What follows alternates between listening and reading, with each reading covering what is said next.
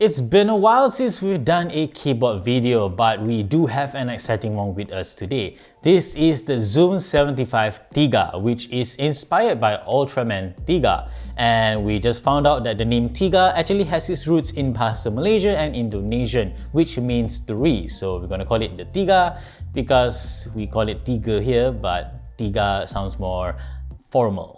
Anyway, if you're looking for an affordable 75% keyboard with a lot of customization options and very easy build process, the Zoom75 TIGA is certainly worth a consideration. So keep on watching this review of the Zoom75 TIGA.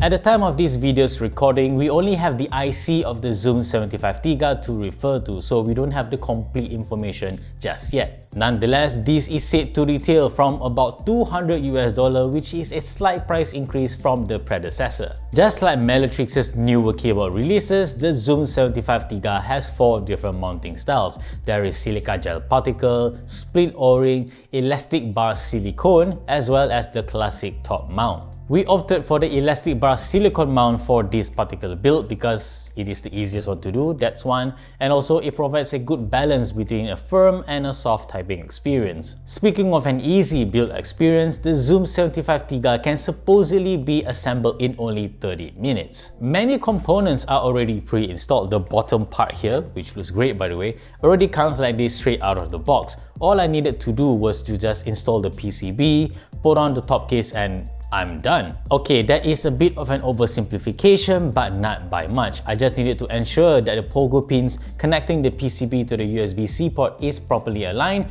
along with the screen and the scroll wheel. Plus, it also uses a catch-ball design, so I just needed to push the top case down and pull it back out, revealing these pogo pins, and it's just such a simple keyboard to assemble. And once I'm done, just can pop this back in,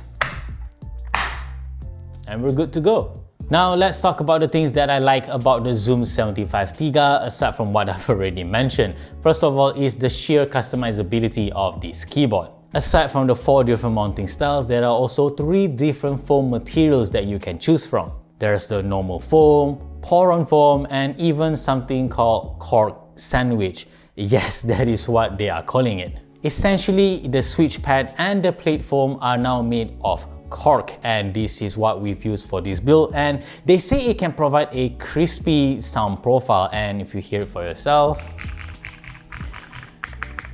I guess it's true to a certain extent. And that is a good segue to the sound profile of the Zoom75 TIGA, which is great because of the sheer customizability. It ties back to the first point. Because of the different mounting styles and foam selections, you can really customize it to the way you like it. I personally like this sound profile where it is a little bit higher pitch but very clean because there is now a force break mod for the Zoom75 TIGA. There are just so many improvements that's been done to this keyboard. Typing feel is also very good because again, it is customizable to your liking. If you want a stiff typing experience, go for the top mount. If you want a softer typing experience, go for the split O-ring mount. If you want somewhere in between, go for the elastic gel silicone mount, which I am using for this build. And then there are also various other things that I like about the Zoom75 TIGA, including the design. I mean, just look at how nice the backplate looks. Beyond that, the display has also been upgraded to be 60 FPS, which is good, although I think a display isn't very necessary, but at least it's there and it does look quite good. I also really like the stabilizers that come with the Zoom75 TIGA. They are clip-in stabilizers which feel solid once it's clipped in, and even when they are bone dry, they do not have any ticking at all thanks to some silicone inserts inside the stabilizers themselves. Of course, it is still beneficial to loop the stabilizers to improve the smoothness of the stabs because bone dry may not have any ticking, but they do feel a little bit rough for my liking. But there are also a couple of things that I don't like about the Zoom75 TIGA, including the scroll wheel. It's great, I love the functionality of it, but hear it for yourself. It sounds a little bit weird and, dare I say, a bit cheap. Granted, this is only a prototype unit, so they may be able to make some changes here and there. I like the tactile feel, I just don't like how it sounds. Another possible negative, I suppose, for the Zoom75 TIGA is the increased price of the keyboard. We don't know exactly by how much because we were only told the estimated starting price is $200 US. Granted, there are a lot of upgrades to the Zoom75 TIGA compared to the previous version, so I would say it is justified, but until I actually see the final prices, I can't really say. After all is said and done, is the Zoom75 TIGA worth it?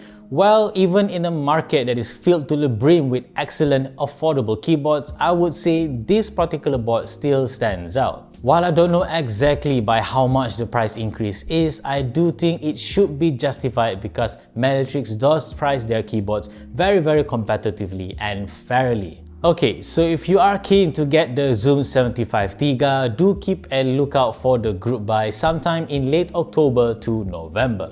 We reckon the local vendor for these keyboards should be Rebuild Keyboards because they have consistently been a Meletrix rep for us here in Malaysia. As always, we will leave you guys with a sound test of the Zoom75 TIGA. These have been installed with SP Star Meteor White switch, which is my personal favorite, even though it's quite an old switch.